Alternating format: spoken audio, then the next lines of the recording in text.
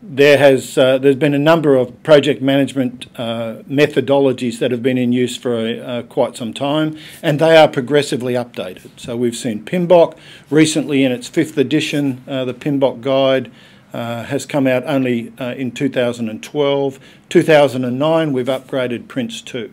There's been a lot of talk recently about the use of agile project management methodologies.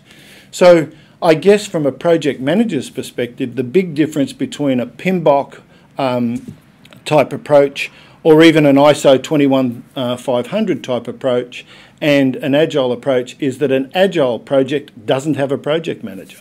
What it has is a dispersed project management function which is given or delegated to different members of the team depending upon their expertise. And so the view is that having one person responsible for that is demanding too much of one individual and creating a hierarchical structure where we can flatten the structure of the project. And so an agile project is much more flexible, or at least people that use them regularly believe they're much more flexible. In Queensland, there are a significant number of Queensland government departments that mandate Prince 2. Commonwealth Government certainly mandates Prince 2, and I've worked with both of those. Defence has its own version of Prince 2, which is called Project Management Methodology, or PMMM, is now in version 2. So obviously that's a very common one. Given that it was set up by the British government, I guess it's very common across other governments.